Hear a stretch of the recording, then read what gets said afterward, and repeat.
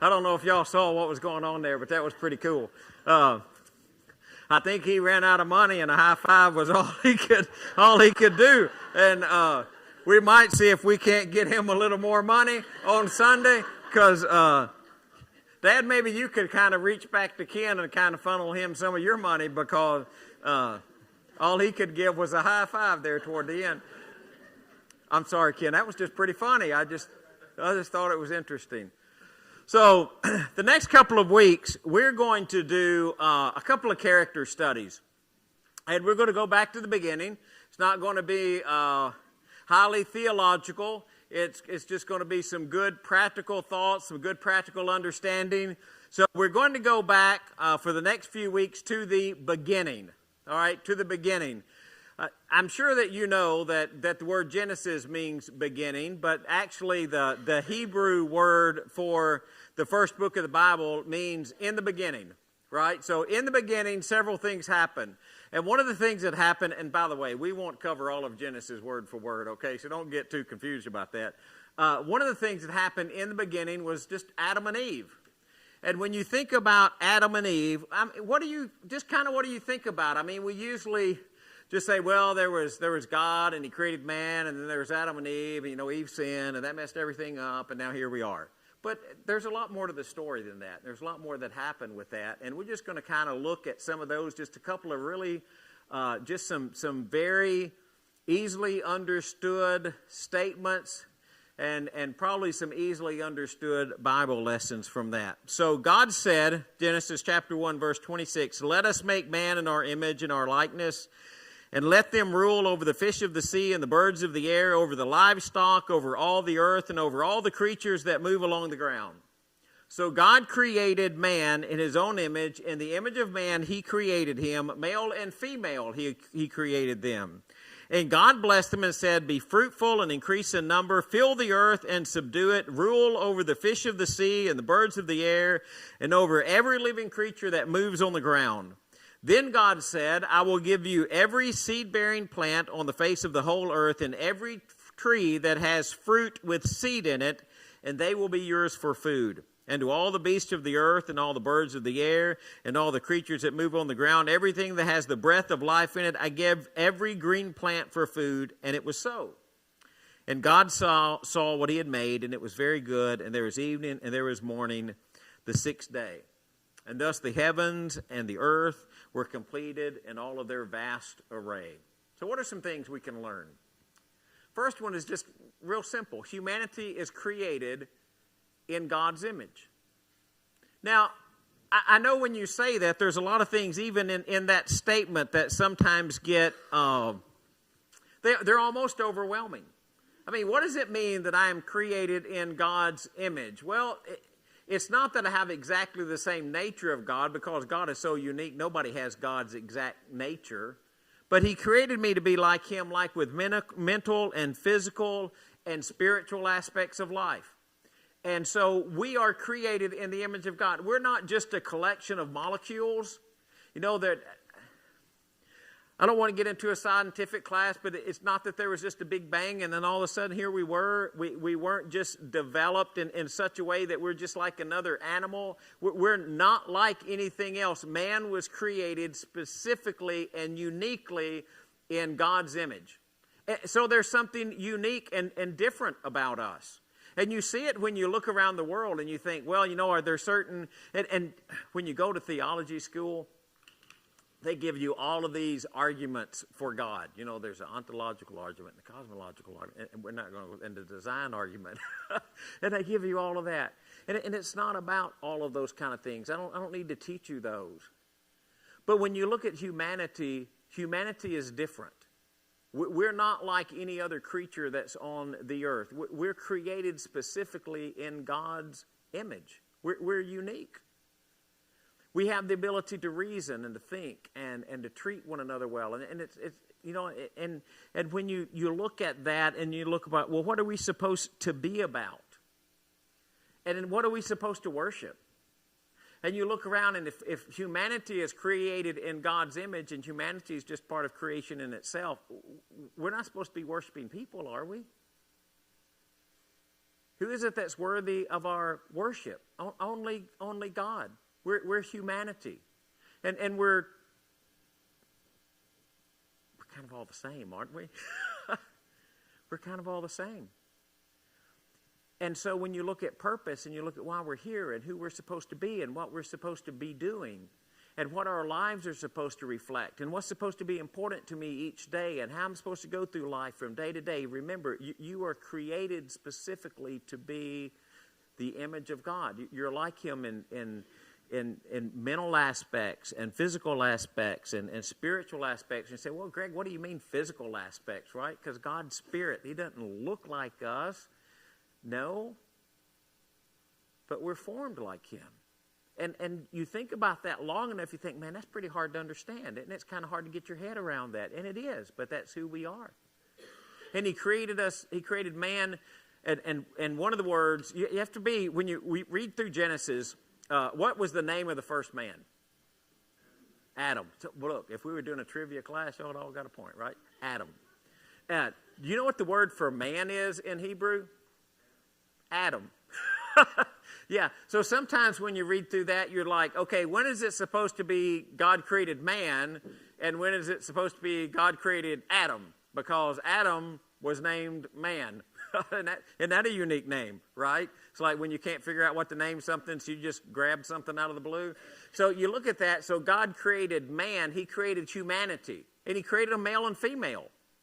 And so when you think about that, you think, well, He created a male and female. It's not that women are inferior to men, right? He created them at the same time. And I know we're going to get into Genesis chapter 2, and we're going to get into the creation story, okay? And God lays it out that way so you understand the significance of the relationship between the two. But it's not like He created one to be superior to the other. And if He did, it'd probably be women, because He looked at man and said, I can do better than that. So then He created woman, right? So He can't. And then the other thing He said is it's not good for a man to be alone. God does not know how true that is, right? Because if it wasn't for women, we'd be all messed up. I mean, we understand that. But the idea there is it's like you go up one side of the mountain and then you go down the other side of the mountain. You have a leaf and you turn it over and you have another side of a leaf, right? It's that they complement. It's like having a double door or the opposite side of a mountain. It's the word there is almost like He created the opposite of. You know, and we say, well, He created someone to be like Him. Yes, but uniquely different for man.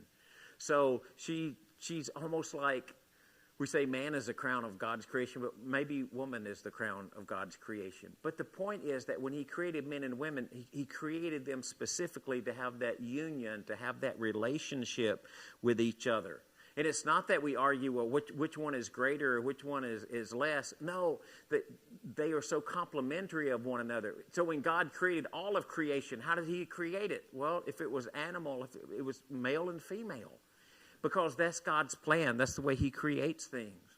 So we go from that and we think, well, yeah, so that's because that we're supposed to love companionship and marriage, right? So God, how many of y'all been to a wedding? Even some of mine, right? And I say, well, you know, because God created us for companionship. And that's true. There is a need for companionship in the world. There's a reason that God designed marriage. There's a reason that you know, can you imagine Adam? So Adam, you get into Genesis chapter 2, and all the animals come before Adam, and he gives them all names, right? And he gives them all names, and he looks around, and there's not one like him. So God puts him in a deep sleep, and He takes one of his ribs, and from that ribs, it literally says God built a woman. Right, so God builds a woman, and He brings her, and He shows the woman to Adam, and He says, wow, you know, that's pretty cool. And for this reason, a man will leave his father and mother and be united to his wife, and the two will be one flesh. Because of companionship and marriage and relationship, because God built us for that. But when I tell you that, I have to be very, very careful with that. Because if we're not very careful with that, then we might lead people to think that there's no fulfillment in life outside of companionship and marriage, and that's not true. In fact, Paul in the New Testament said, look, if you're spiritually able, if you have enough self-control, it would be better not to get married and dedicate yourself to following God. But not all of you have that self-control, so if you don't have that self-control, you ought to get married. So you have to be careful with that, because we might paint this picture that the only way that God says you find fulfillment in life is in marriage, but God said that's not really true. Where you find your fulfillment in life is your relationship to God. Marriage might be a part of that, but it might not. Might not. But God created us for those purposes. And so then you know what happens, right? God puts them in the garden. And you can only imagine how wonderful the garden was. And then it says the serpent who was more crafty than any other creature that God put on the ground. And he came and he deceived Eve, didn't he? And how did he do it? Do you remember? He said, did God say not to eat of any tree in the garden? Now, did God say not to eat of any tree in the garden? No, he said you can eat from the trees of the garden. There's just one tree that you can't eat from. So he took something where God said, hey, you can eat all of these trees, just don't eat off of this one. And he said, oh, so you're not supposed to eat off any of them then, right? Do you see how he twists a lie? How he takes something that's got a little bit of truth to it, and then he makes it sound like that is the truth. And Eve listens. Now, I'm going to be real careful here, because I'm not going to put too much. I'm not going to put too much pressure on Eve, because it says that she listened to the voice and she ate the fruit and she gave to her husband who was with her. Thank you, Ray. Yeah, what's that next word? Who was with her. And you're thinking, well, why didn't that rascal speak up? Like, Adam, what are you doing being quiet? Because who did God give the command to? He gave the command to Adam. How did Eve know the command? Well, unless God gave it to Eve too, and it's not in the text, then evidently she learned it from Adam, because Adam gave it to her. And he was with her, and he didn't say anything. The point is not who listened to the wrong voice. The point is somebody listened to the wrong voice. And we go into life, and, man, all you need to do is turn the TV on or the radio on, or in our wonderful culture with all of our information, you start scrolling through Facebook, or you get a tweet, or you get, what's after that? Is there still Instagram, or is it gone? Oh, what's that other one where you do it and it disappears, supposedly? Snapchat, yeah. There is no Snapchat on my phone. I'm just telling you what. I don't want anybody to be able to send me a message and then it disappear and me not be able to pull that message up and say, this is what they sent me and didn't send me, right? I want to have some checks and balances in that thing. I want, if somebody shows up and says, well, Greg sent me a Snapchat that said so-and-so, I want to be able to say, I did not. Look right here. It's not in any of my Snapchat messages. So since they disappear, I don't do Snapchat. That personal preference. I'm not laying on a law. But you look at that, and how many wrong voices are out there in all the things that you're reading? How many of you now, honestly, truthfully, see something on the news and then wonder if you need to fact check what's on the news because you're not even sure what's on the news page is the right news? I'm like that all the time. I'm like, well, that's a real interesting article. I wonder if it's true. You know, and so all I'm saying is there are a lot of wrong voices in the world. Satan didn't quit giving wrong voices. Now he just gives more wrong voices. And so Eve has this choice, and Adam has this choice: do they eat the fruit or do they not eat the fruit? And we know the story, right? They eat the fruit. But you need to stop in that story and think for just a second about what would have been the importance of obedience. What if they had just been obedient enough that they looked at the serpent and said, I don't care what you say, we're not going to eat that. God said not to eat from that tree, we're not going to eat from that tree. I don't care how good you tell me it's supposed to be, I'm not going to eat from the tree. Because the same thing happens in our world, right? Jesus comes along and he says it's hard for a rich man to enter the kingdom of heaven. And in our society, now I'm not preaching to you, I'm just sharing with you. I'm here too, right? What's that we use to judge how successful? How much money we make, right? How much money we have. How much money we have judges how successful we are in our culture. And Jesus at the same time said it's hard for a rich man to enter the kingdom of heaven. So maybe what we should do in all of that is say, you know what, Jesus said it's hard for a rich man to enter the kingdom of heaven. Maybe we ought not to judge success by how much money we have, or how far up the corporate ladder we have, or how many initials we have behind our name, or how many people at the workplace we get to tell what to do. Maybe we ought to go back to the way God views things and judge success on those things instead of the way that the world judges success. Because here becomes the importance of obedience. If they had said to the serpent, we're not going to eat that, I know we argue, well, somebody else would have done it, right? But in that one instance, where would they have still been? They'd have still been in the garden. They would have still been where God was blessing them. They would have been in paradise forever if they had just not listen to the voice of the serpent. But they didn't.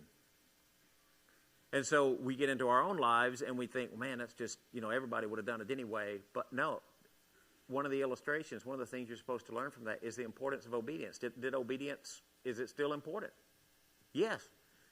Yes. Now maybe somebody might argue it went out of style, but I'm telling you it's still important. Is obedience important? Yes. Is obedience to God important? Absolutely. When God gives you a list of things and he says, okay, you should do these things and you should not do these things.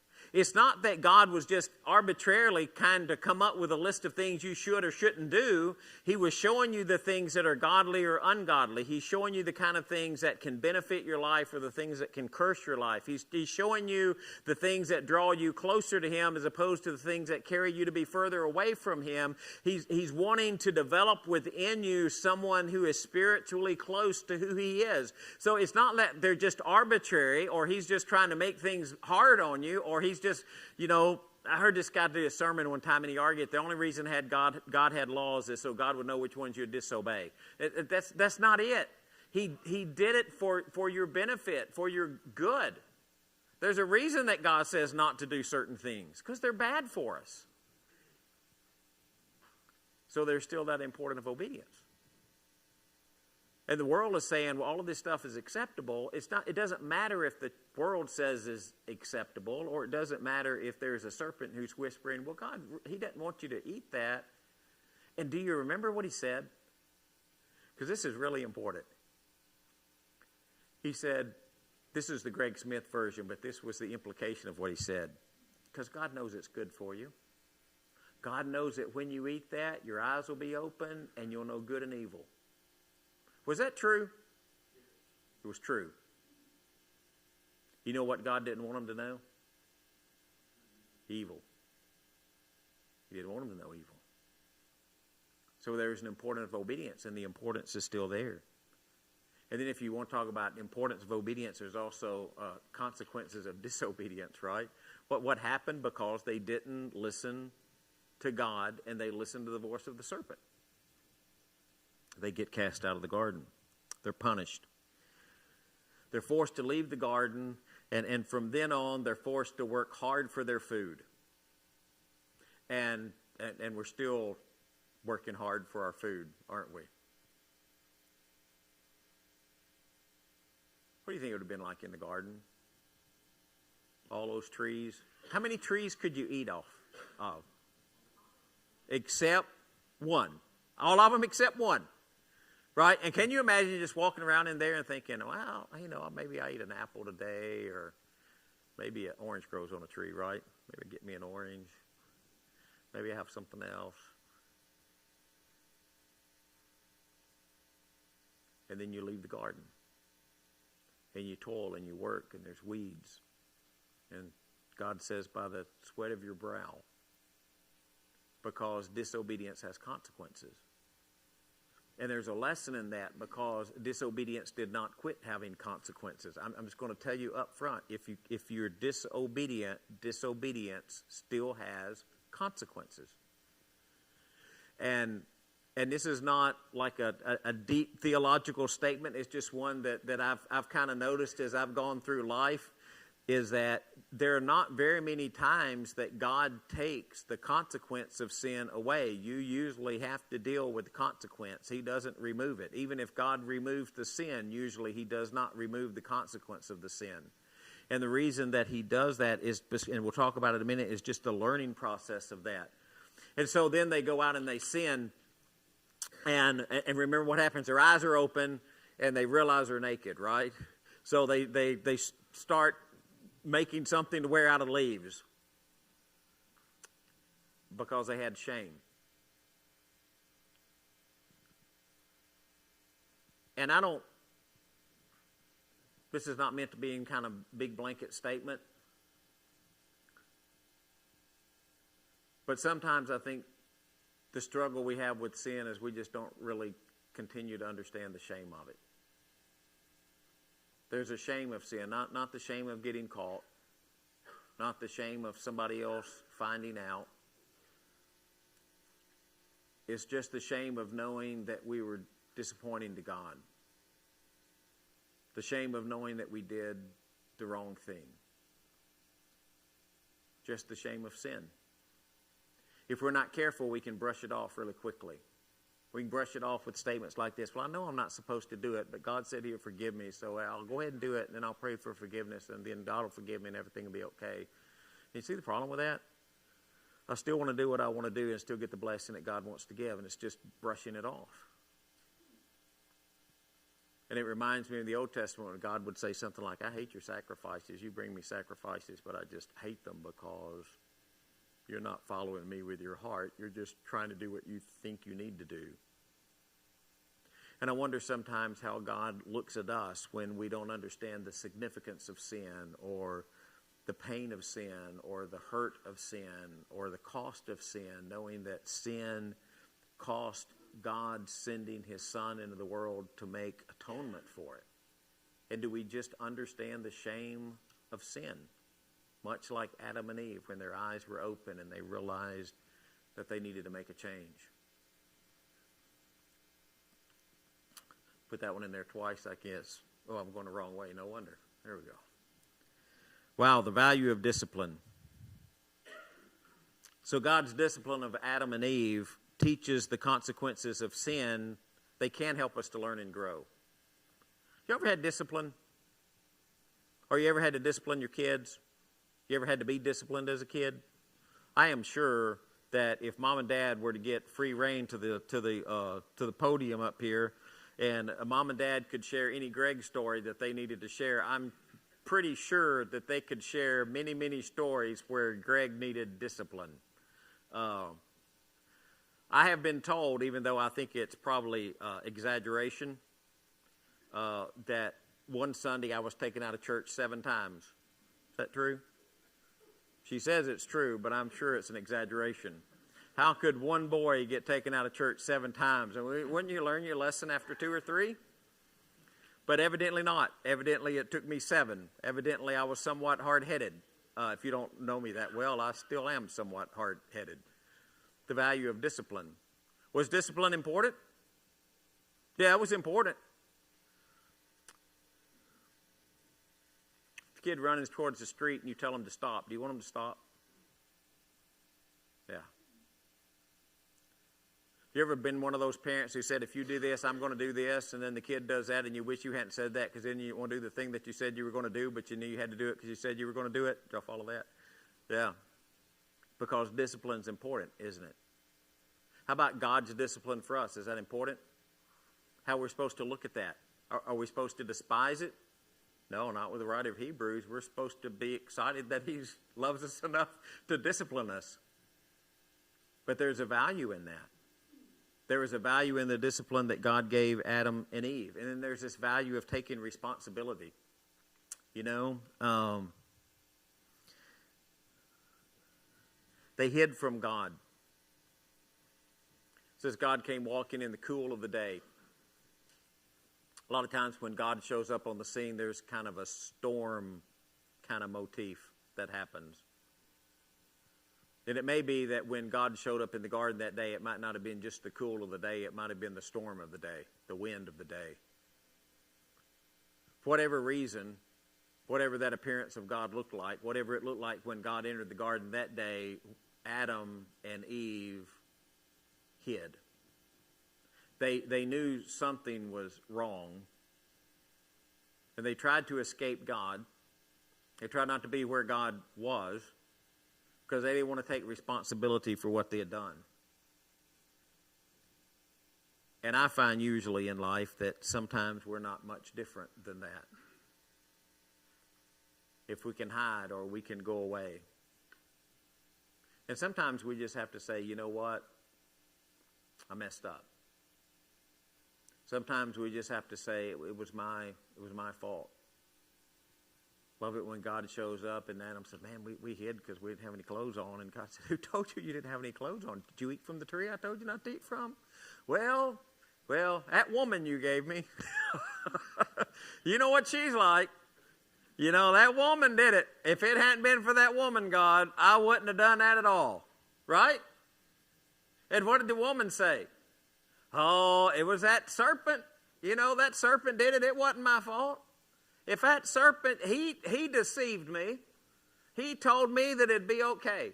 And can you imagine God just scratching his head and saying, well, I told you not to do it. But if we just can pass the buck, we can just make it somebody else's fault. Sometimes we just have to stand up and take responsibility for what we've done.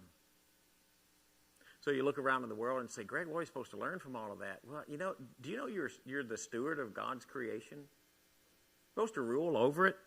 Man, and we get to that rule over it thing, we're like, man, we don't talk much about ruling over it, do we? But when God put man in the garden, what did he tell him to do with the birds of the air, the beasts of the ground, the things that crawl up on the ground, and the fish of the sea? What is he supposed to do? He's supposed to rule over it. He's supposed to have dominion over it. So you look around at that and you think, well, if I'm supposed to rule over it, if I'm supposed to have dominion over it, why is it out there? Why is it out there? You know, one of the reasons that it's out there is because being the crown of God's creation, he put those things there to supply the needs that we need to have met. That we're supposed to be stewards of that, and we're supposed to be good stewards of that.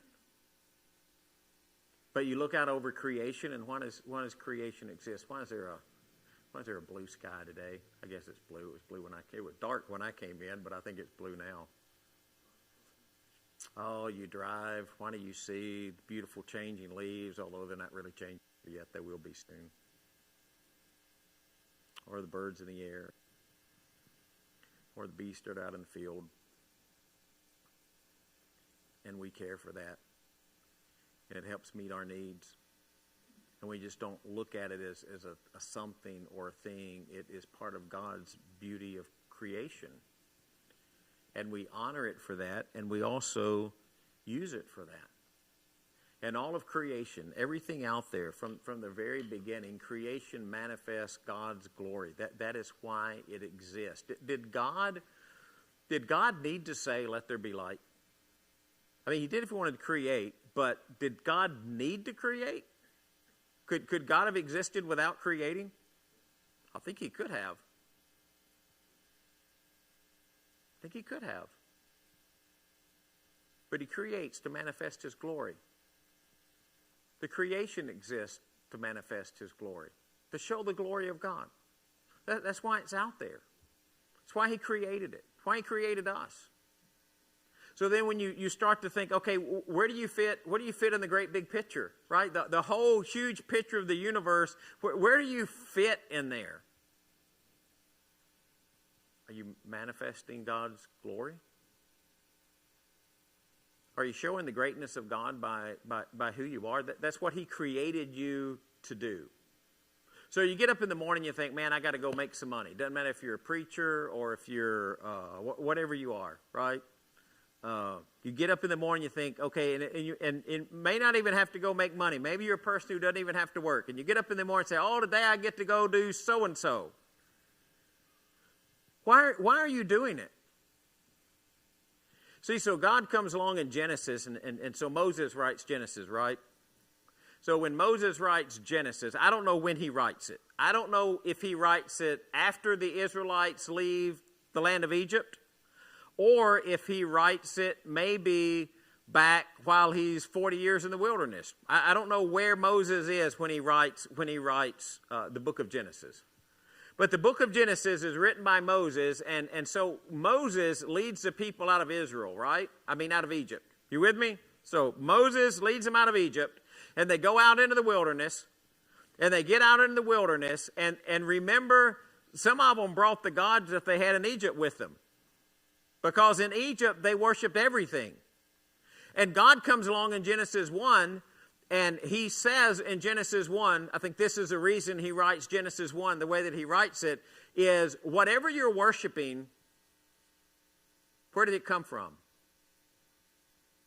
Came from me. You want to think the sun is great? You want to worship the sun? Where did the sun come from? Oh, I put it in the sky. Oh, then I'll just worship the moon. Oh, well, where did the moon come from? Oh, I put it in the sky. Well, I think I'll worship fire. Well, where did fire come from? Came from me. Oh, well, we got these bulls. We'll worship a bull. Oh, no, where did the bull come from? Well, the bull represents, doesn't matter what it represents. Whatever it represents came from me. I am the only one worthy of worship. And so the reason that the Adam and Eve story becomes so important for us is we find ourselves at the same place as Adam and Eve. And here's the question that we have to answer. What is it that we are going to worship? Are we going to worship ourselves? Are we going to worship the culture that we live in? Are we going to worship the lies that the serpent is still telling us that these are the really valuable, important things in life? Are we going to worship just the thing that we want to do? I'm just going to do the thing that I want to do. Are we going to worship that? Or are we going to learn from the Adam and Eve story, the only thing that is worthy of worship is God? And so will you manifest God's glory with your life? Will you be his child and a follower of his son, the Messiah, Jesus? So what is it that you're going to worship? And as you go through your life worshiping whatever you choose to worship, whose voice are you going to listen to? Are you going to listen to God's voice? Or are you going to listen to the voice of a serpent? Because I think at the end of the day, you're only listening to one of two voices. I think we're probably going through life with 2 radio stations and 2 TV stations. We think we have multiples, but we really only have 2. How many of y'all had an antenna? How many of you growing up, I'm my age right here, you guys are going to have no idea what I'm talking about, okay? Y'all are just going to be absolutely clueless. But I want to illustrate it for you. Frank might have been like this. Frank, did your dad have a remote control for his TV? My dad did. Yeah, exactly. Who was it? Hey, son, turn that to channel 6. That was Dad's remote control. Now, after you turned it to channel 6, and that was a big thing, you get up and turn to channel 6, then what do you have to do? I don't know about anywhere else, but in Hornbeak, you've got to go outside and grab the antenna and turn the antenna till hey, that's good, that's good, that's good. Oh, too far, back a little bit, right? Because not only were you the TV channel changer, you were also the antenna direction changer. And that's the way life worked. What point was I trying to make with this? But that's the way it worked. Oh, I know what I was trying to do with this. And we only got 2 channels. We only got 3. How many channels did y'all get here? 4? We got 3. Well, we sometimes we get 4. We get channel 7 out of Jackson, channel 12 out of Cape Girardeau, channel 6 out of Paducah. And if everything lined up just right, we could get that station in Memphis where we could watch the Tigers play basketball, but it was kind of fuzzy, right? And we thought we were great. We had 3 TV stations. How many TV stations do you have? You don't even watch TV anymore, do you? You just get on your phone and just watch it all on the phone. How many stations you have? Thousands, right? Thousands. How many of y'all still got, like a little flipper, you sit down and recline and you start flipping channels? Anybody in here do that anymore? Rate how many channels you got? Umpteen. Right? How many ball games can you watch at once on Saturday? Oh, you can watch Tennessee, Alabama if you wanted to. Or you could watch somebody else. I got one channel. I can watch 4 football games at a time. Pretty fancy, isn't it? Pretty fancy. And we think, man, we've arrived. Except I'm telling you, in reality, you're going through life, there's only two stations you're listening to, whether the radio or TV or internet or anything else. You got God's station, and you have the deceiver station. And the question is, in your life, which station are you going to listen to? Are you going to choose to be a follower of Jesus Christ? And if you are, you confess his name, you repent, because repentance just means that you start living to please him and start pleasing yourself. You confess, and it's not just saying a word, it's living as if you believe that Jesus is the Son of God, which ties into repentance and also ties into piety or having a godly life. And you make a covenant with God through baptism that you choose to be his child. And the question is, will you do that? Will you listen to the right station as you go through your life? And if you need to respond, we're going to ask you to do that while we stand and sing.